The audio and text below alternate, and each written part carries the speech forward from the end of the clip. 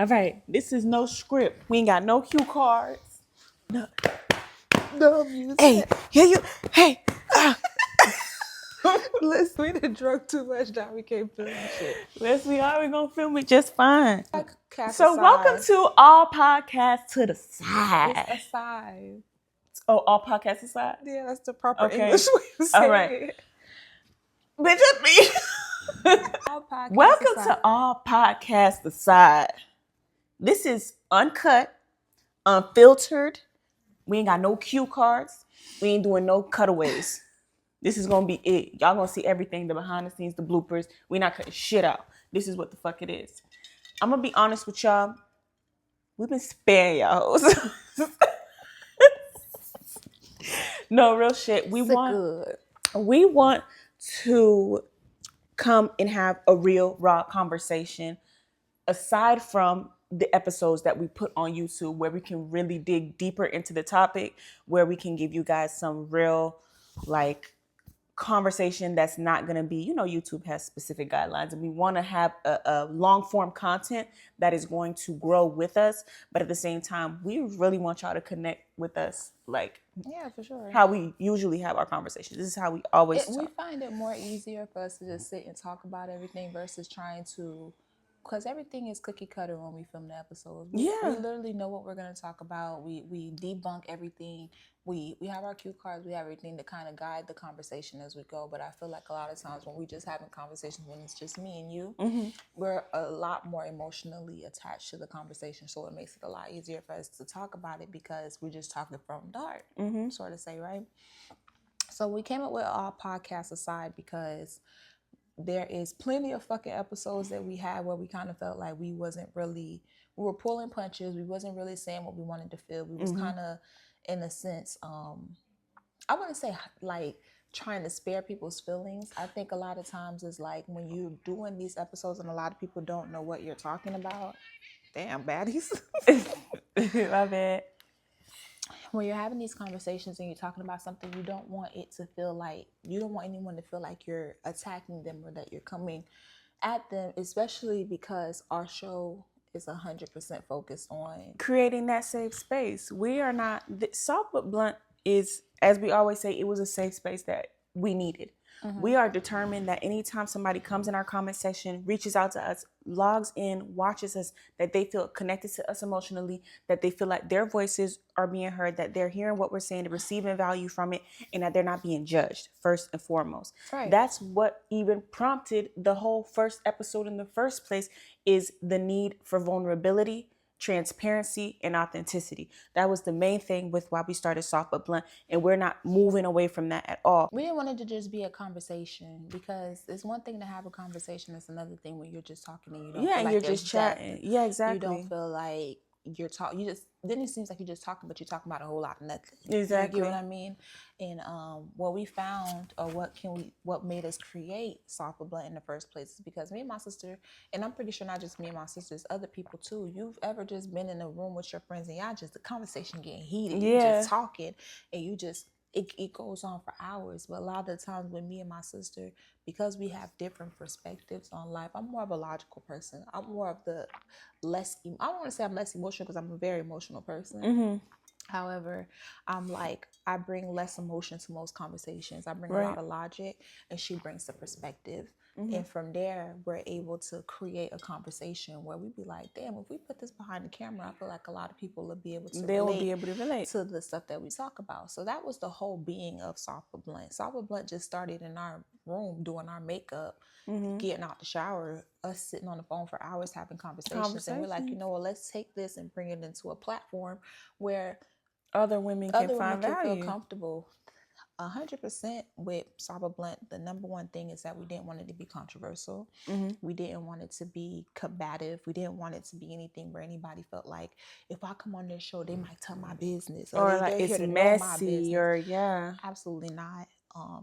We wanted to create a safe haven for anybody, male or female, to come on and talk about stuff that was just real, that is just almost in a sense taboo, or things that people can just be like, we scared to say on the internet because we scared to get canceled. You get what I'm saying? So it became, that was where the core, sort of say, core value of Soft and Blunt came from. We definitely wanted it to be a room for everyone to feel welcome at. This is where we came up with the name. It would be soft enough for everyone to feel comfortable, but blunt enough for everybody to understand. Like, And tell okay, the truth. we're not pulling punches. We're not trying to sugarcoat or nothing. Sugarcoat We're gonna anything. have the conversation, but it's soft enough that everybody can feel included and can feel heard. A soft landing place for a hard topic, 100%. While we're talking about kind of how it birthed, do you like? I know the first episode was like a lot for you, like emotionally. Absolutely. The first episode is funny because I think in the mix of us planning on how we wanted Soft and Blunt to become, we didn't really know how we were going to launch the episode. You know what I mean? And I was going through such a traumatic moment in my life. I was in a relationship that I could say I was extremely in love. Yeah. I was in love because I wanted love. You get what I mean? You know, it always starts off with you know how they like that saying that everybody says you have those rose-colored glasses on. When you want something in life so bad, you tend to want to see only the good, and the rose-colored glasses covers the bad. Right. You kind of surpass the bad because you just want to see the good in the relationship. Exactly.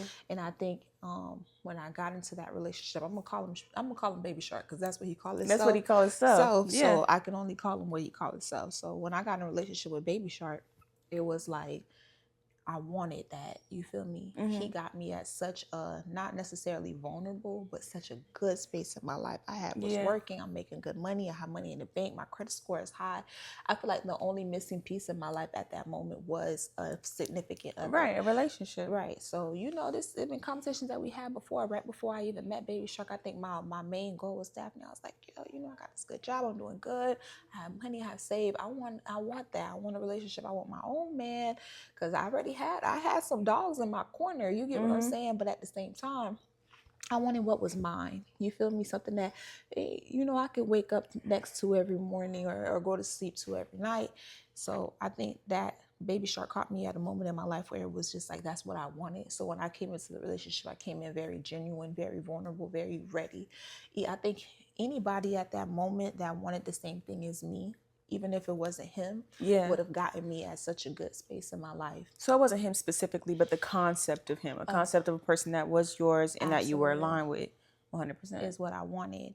Unfortunately, that's not how that went. And not only that, he met a person where it doesn't matter who the guy is. If somebody is in my life, I think it's a friend too, because I'm like that with my friends, family, everybody.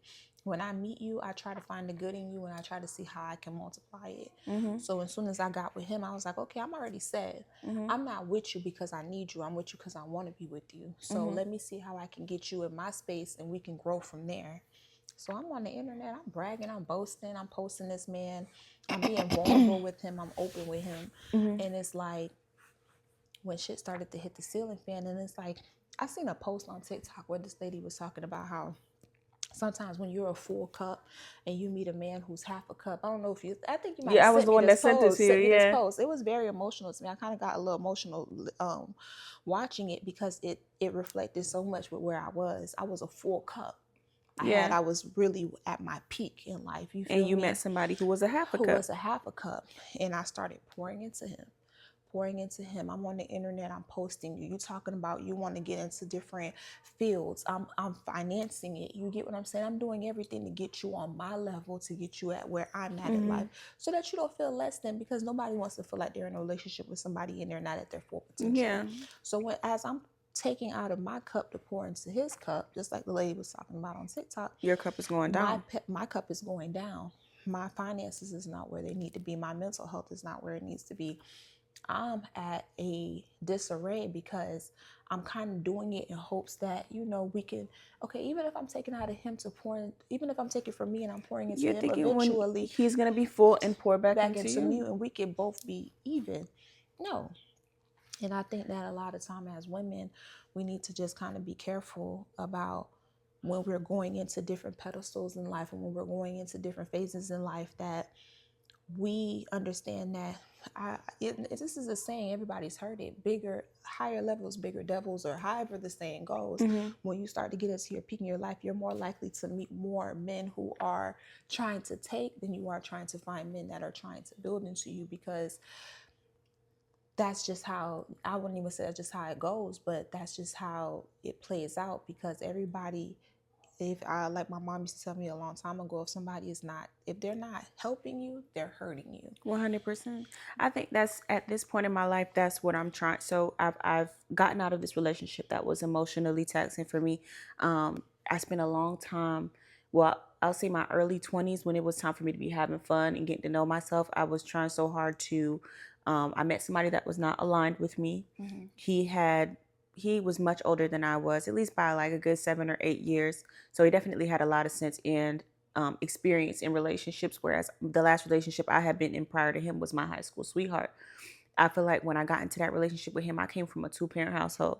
My parents were together for 30 years before they had even spoken about separating, and even then, it took a long time for them to separate out of the household. So very much a 2-parent household, a lot of love, a lot of family, people who care about me, and I had only experienced love in that way. So when I got into that relationship with him, I didn't get into it like, oh, I'm just gonna have fun and hang out with this guy who's getting money.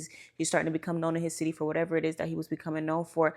I was just like, okay, so this is what it's like to be in a real relationship. So I need to commit to him. I'm gonna be a good girlfriend. I'm gonna do all these things. But the thing with that cup half empty thing is that he didn't come from the household that I came from. He had already had a child. He hadn't finished school. He was doing what he was doing in the streets, and I feel like, in a way, while he did, he did not love me more so than he was obsessed with the concept of me and kind of envious of where I was. So in an effort to try to be like, I'm gonna show him how accepting I am. I know that so that he knows that I love him for him. I don't care that he doesn't have the things that I would think that a boyfriend should have or a boyfriend should do for me. I'm gonna just show him that I don't care if you gotta use my car, or I don't care if you're not necessarily in a stable situation right now.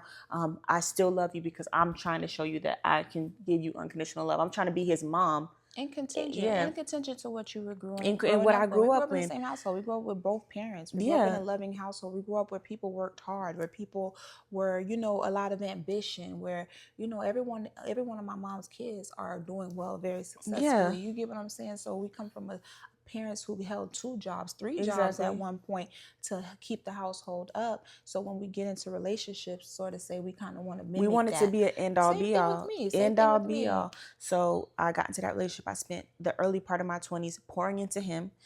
In relationship ended terribly.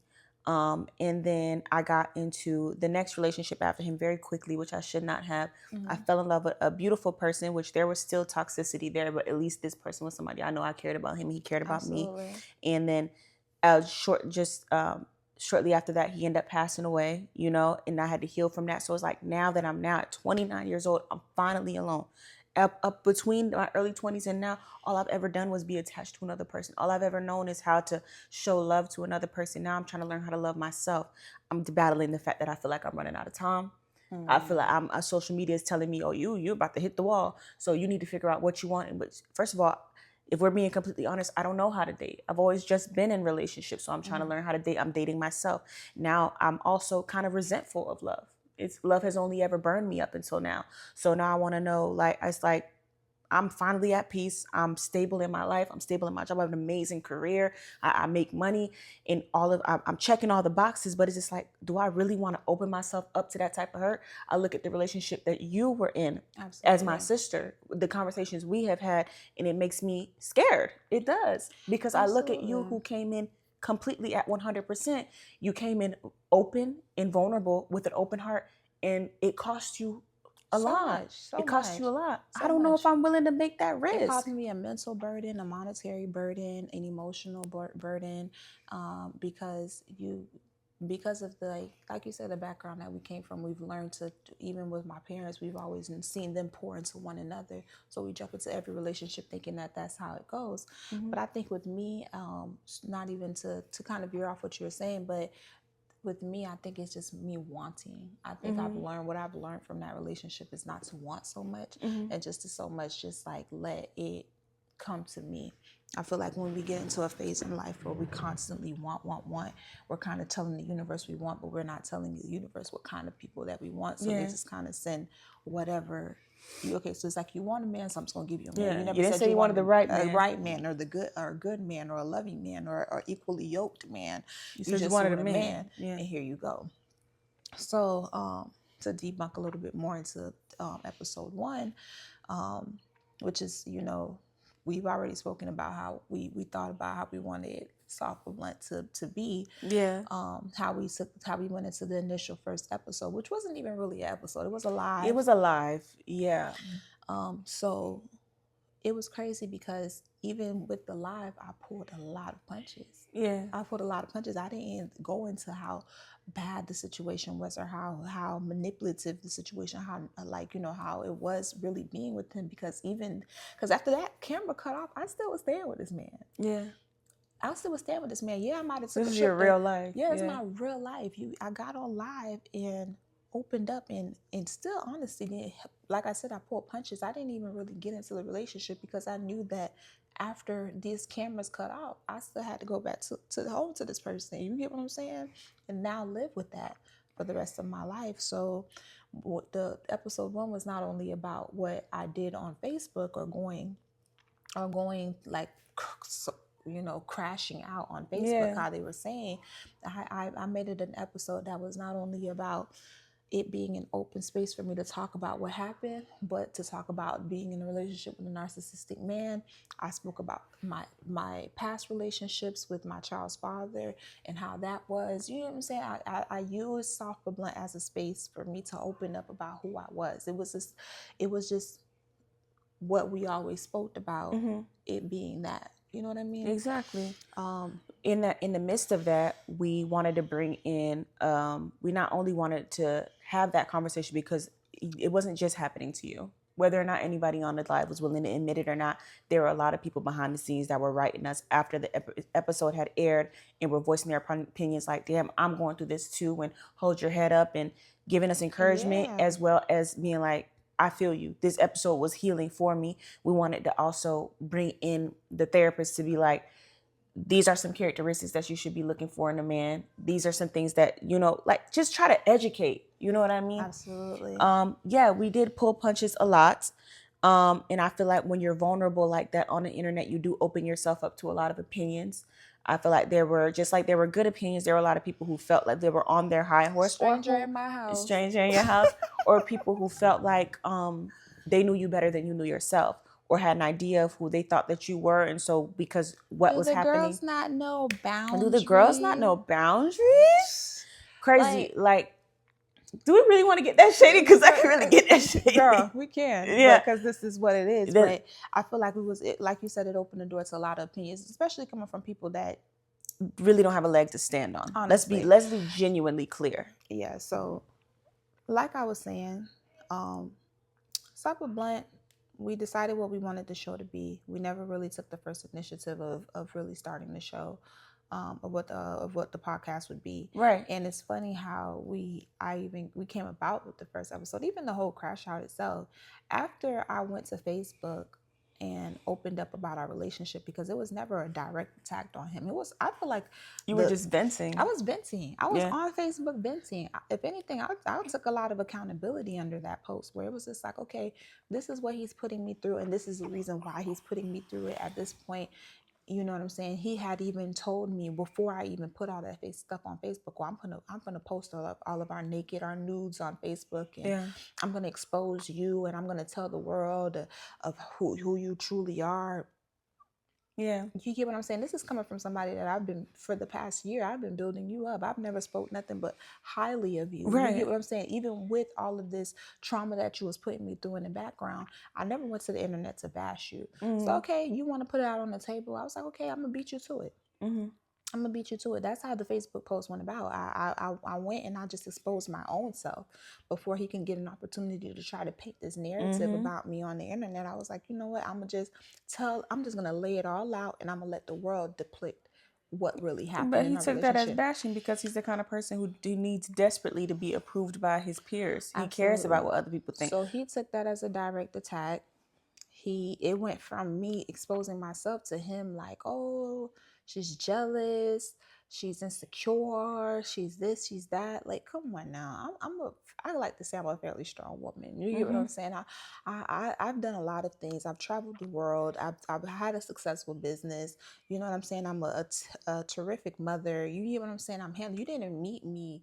Nigga, you met me good. You get what I'm Exactly. saying? So to me, it was like there was no reason for there to be any insecurities. When I think a lot of time when you start calling men out on their BS, they like to turn it into, oh, you're just being insecure, when in reality it's just you not accepting the fact that, you know, you're being exposed and you're not taking accountability for the things that you're doing. But yeah, so we said all that to say, not because we're gonna rehash out the whole fucking relationship, because it's beyond that.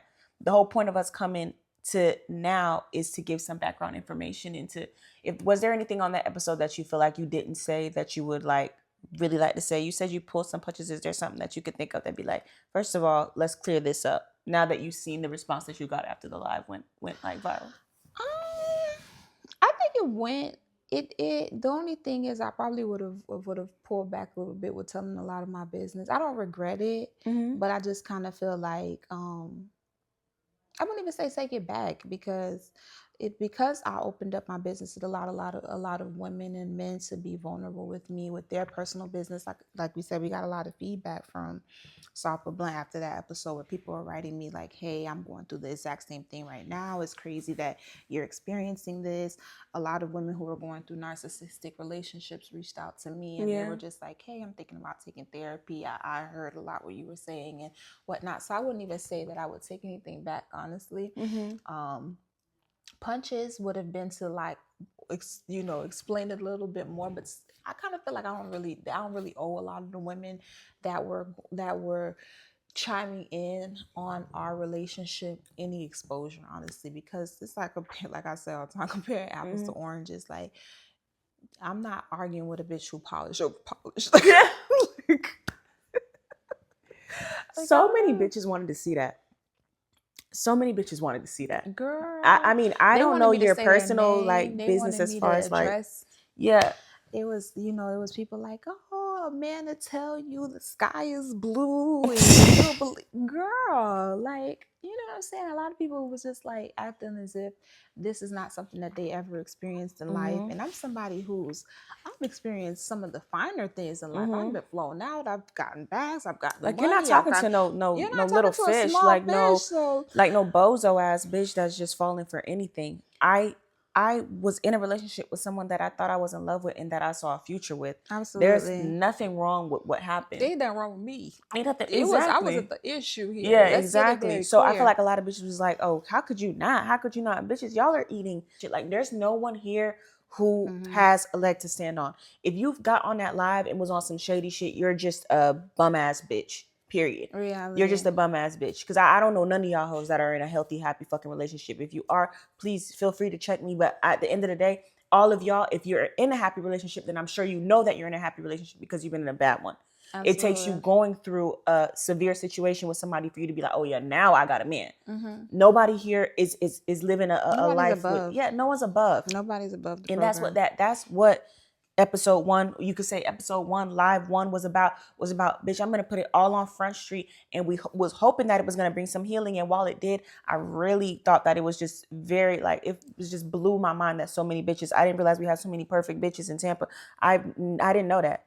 Because from what I seen on the motherfucking internet and what the fuck I know about you bitches, like, it's not giving that at all. Everybody should have been on there snapping their fingers, congratulating you, patting you on the back and giving you encouragement. But it was a lot of weird, shady shit going on from bitches that are real dumpster juice ass bitches. I'm just gonna put it out on Front Street. Y'all bitches. Yeah, for sure. But I don't, as long as they're watching. At the end of the day, a view is a view. You know what I mean? And the podcast was never created to be on some weird, shady, like messy, angry, nothing. This is just us talking behind the scenes conversations that we've had about that live since that live aired and seeing both sides of the commentary that we've gotten. Yeah, like we see it and it's not giving what y'all think that it's giving. Hello. So, episode 1 was a beautiful episode, if you ask me. I wouldn't say episode 1, live That was a 1. live one. I was live You one. know what I mean? It was so minute to the point that I would love to revisit it where we talk about narcissistic men and being in 100%. narcissistic relationships. Yeah. Like, if in the near future, if we're ever deciding on doing so, I would love for us to have a segment just segueing into being in a relationship with a narcissistic man. We did kind of touch bases on that. We brought in the therapist to kind of give people an idea of what it's like to be in a relationship with a narcissistic man and how to identify it. So I would love for it to all podcasts aside, all my business, but to kind of really talk about something that is very important in the within women, within men, because narcissistic is not just one. It's not just one gender. We're talking from the view of women because we're women, but there's plenty of men that are dealing with women who are very selfish, self-centered, and just manipulative as women. Exactly. So that's the only thing that I could say I would regret about the episode. I didn't want it to be too much focused on me, but to focus on what was the real situation, the real topic, and that's just being in a relationship where you're not feeling like you're being heard, where if you're a woman like me who are at your peak in life, where you are successful and where you are jet setting into the next level in your life, to identify people who are really with you for the real and people who are here for just a moment. Like Baby Shark knew who I was well before I knew who he was. You get what I'm saying? Yeah, exactly. So, and that's so that, moving forward in life, when you start to hit those pinnacles and you're graduating and you're obtaining a new car, you're obtaining a new home, you're opening a new business, that you be well aware of these people who are really out to get you, in a sense. You get what I'm saying? It was definitely a lot of red flags, but like I mentioned, it was the rose-colored glasses. I was in a space in my life where I kind of wanted to it was a space in my life where I kind of felt like, hey, I'm doing good. I can get anybody in. You get what I'm saying? And instead of protecting myself and protecting my real emotions and my assets and all of the stuff that I had going on in my life, I kind of jumped into a situation which I could take full accountability for, because you should never really want anything. You should let everything just be attracted to you. When you find somebody this is what I have learned from it. When you find somebody who is equally yoked to you, it'll happen naturally. You get what I'm saying? But when a man go to telling you, oh, I never thought that I would talk to you, and you go to hearing little things get like out that of there quickly, because that is somebody who is already trying to manifest a life based on what they see on the internet of you. He's seen how I was living on the internet. He's seen the trips. He's seen the cars. He's seen how I was living, and he kind of, in a sense, just preyed on that in hopes that he was going to be living that same lifestyle with me. But once things weren't going as how he wanted it or how he portrayed it to be, it was no longer beneficial to him. He started, like you say, like the cup, started looking at me half empty and him full. Yeah, he's like, well, now I'm full. I have all of these things going on, but you're not who I met anymore. You're half empty, forgetting that the fact that you are half empty because you spent so much time pouring into him. Absolutely. So that was the only thing with episode 1. That's the only thing that I could take from it. It's no regret there. No. Episode 1 became a space that we once talked about. I think everything happens for a reason. I think Baby Shark, either way, because believe it or not, quiet as it's kept, he's the reason why episode 1 was what it was. 100%. Because when we hit that pinnacle and I went to doing quote unquote crashing out on Facebook, the first thing he said to me was, I will put that shit on your podcast. And I'm like, that little, that bell or whatever, that light bulb went off in my head, and I was like, you know what? Yeah, I will put that on my podcast, because I'm not the only woman who's experiencing a man like you, and I feel like that'd be a perfect place to open up a conversation. That'd be a perfect place for people to who are like-minded, who are going through what I'm going through. Hey, if this transpires to even one person, then I feel like it was a success. We've always said that with Soft but Blunt, no matter what conversations that we have, if we reach even one person, then we're satisfied with it. If even one person watched it and felt like, wow, okay, I learned something, or even if they feel like they're heard in any way, then that considers me to be a success. I take the good with the bad with it. As far as my regrets from episode 1, I wish that you weren't alone in it. I was there with you, but I would have loved to been able to speak about things that I've been through too, so that you would have been able, like, just to have us both be vulnerable on there. But I think that was your moment. I think you needed that healing. I think you needed to have that. I didn't want to it wasn't about both of us speaking. It was just about that moment happening and that healing happening for you. Absolutely. So I was happy that it ended up happening the way that it did. I just, as If a anything, protective sister, I definitely was I hard just for wish it me would have been more cameras, because it made me more really upset. angles. We would have had the production that we had. Honey, I stand on my crash outs. Yeah, 100%. Like, you get what I'm saying? Even you. I remember when it first happened. When I first made the Facebook post, Daphne hit me up like, Sam, take it down. I don't like that shit. Don't do that. Don't post that stuff. I said, Daphne, this is gonna make for a greater moment. I was just like, watch this, and you was just like, Sam, just take it. You was really like, was really upset. I'm as a private. Y'all know y'all don't know none of my motherfucking business. Daphne was I was like, girl, but I no. think after Daphne started to see like how much praise we got for her, she was like, "You're a fucking marketing genius. Yeah, you're awesome, bro." Like, and then we just and then we get to the end of the episode. The live ends with fucking her. We turn the cameras off and like, we're getting the fuck out of here. Bitch, we booked the flight, literally sitting down on the couch. Daphne looked at me. She said, "You want to go to Mexico?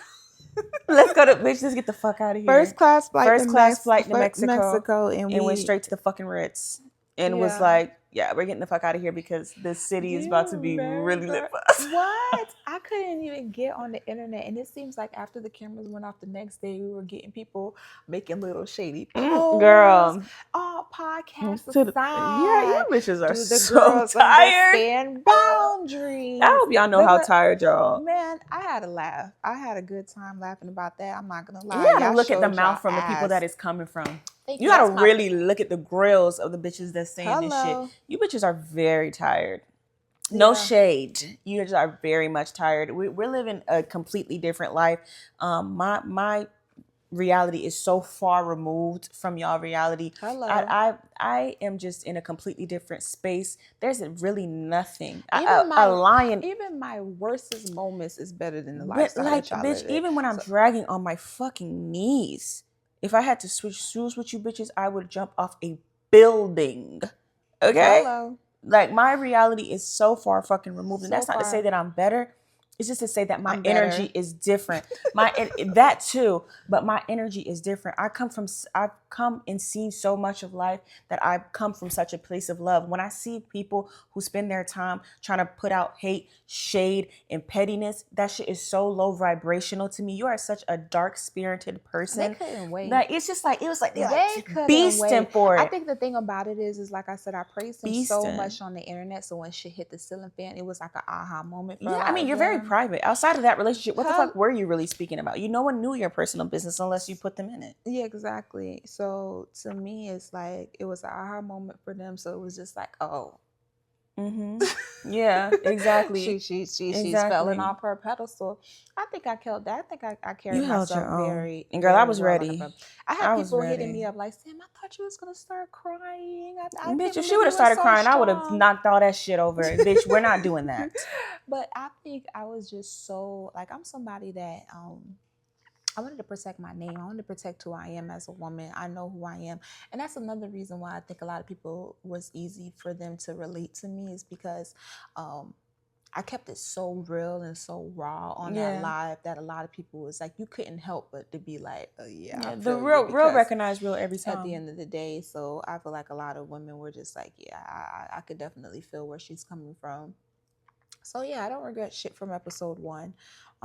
If we ever get an opportunity to, I would love us to revisit it, but on a more lighter level. Absolutely, yeah. On a more, being a lot more transparent about what it's like to be in a relationship with people who don't mean you no good, who don't really see you or want to grow with you. You know what I mean? I would love to see a couple women on an episode like that. Like, not even I would just like to bring us. y'all on that. Yeah. And let's talk about your business. Yeah, let's please come and tell us about and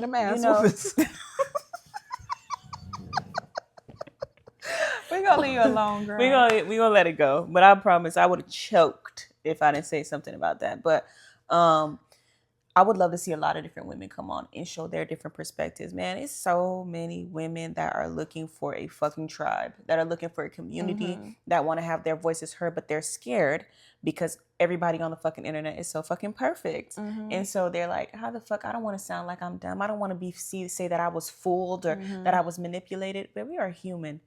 You never lose when you come from being genuine. I was so proud of you with that rip. I told you, girl, bitch, you better than I couldn't, just because I'm so like, I don't know. It's very difficult for me to be vulnerable like that. It takes a lot of fucking courage to get on and speak openly about yourself. And so I was extremely proud of you, and you inspired me a lot. This podcast has been healing for me for sure. Episode 1 was just the beginning of something that I felt like was really beautiful. Absolutely. From that moment on, what you said, you was like, oh, we ain't finna lead this on my business. Girl, I was like, honey, what we finna?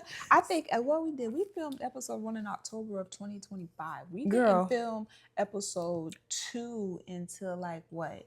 Couple months later. It was like 3 months after. We was just like, I was like, Daphne, I don't know about you, but we gonna have to film episode 2. Yeah, we can't just have me on the page like that. Like that, just where everybody can go back and listen to my business, honey. It was just like, we felt like there was just so much with the first episode. We was like, what are they expecting us to do? I took a complete pause. Remember, we logged off. I had archived all my social media until January. We didn't until we like really was like on some rebranding shit. Like just like, I needed time to heal too, because I was still getting this man out of my bed. I was still getting this man out of my house. Right. In the mix of all, like I said, after the cameras went off, I took a trip to Mexico. But when I got back, that was a whole situation. Girl.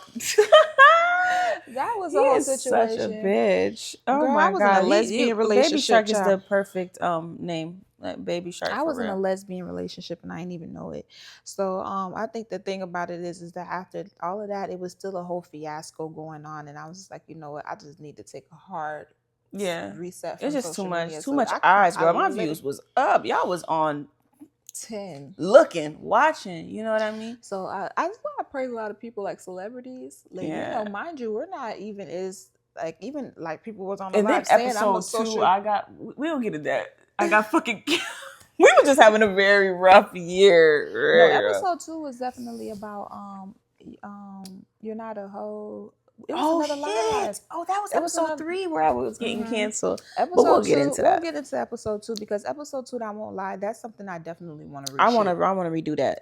We did not break that episode down the way we were supposed to. Another episode, we really pulled a lot of punches there, and I feel like that was definitely a conversation that needed to be had. Even when I was posting like little clips about that episode, I was getting a lot of inboxes about people like, oh yes, please, let's talk about it. Yeah, but so to me, it's like I'm excited about where Sour Blunt is going. I feel like there's no other podcast like ours. I feel like moving forward, we do plan on bringing a lot of people onto the podcast. So we want it to be a very transparent moment for anyone. It's all about giving flowers. It's a positive 100% podcast. 100%. I know right now we're giving it to y'all a little bit, but we wanted to have a raw conversation with y'all. Outside of filming, outside of our team at the studio, and just be like, this is us for real. This is how we really talk when we're amongst ourselves, so that you guys feel a little bit more connected to us. But yeah, I love this podcast. I love what we're doing. I like I said, I'm committed to showing up, not just for myself, but for you. I feel like we have something small little really, fan base that we have. I don't give a damn if we get 10 views every single fucking time. It's me and 10 of my dogs watching my motherfucking YouTube channel, and we can't do nothing but grow as long as we keep giving it our all. Yeah, for so sure. You can expect it to only get better and better. We can be a talk show. Yeah. we're gonna be Oprah, but two people. Yeah, you know what I mean. See it going to that level because Sour Blunt is definitely that kind of space. So, what else can we say about episode 1? I don't know. I feel like episode 1 was so much, but more than anything, we just wanted to give y'all a little background on what really birthed that episode. Yeah. But yeah, I don't really have anything. I mean, it was really just you. I can't even say anything. You killed it. But yeah, expect to, we just dropped episode 4 without going too far into it. We just dropped episode 4. We're already working on episode 5. I just want y'all to know that we are committed.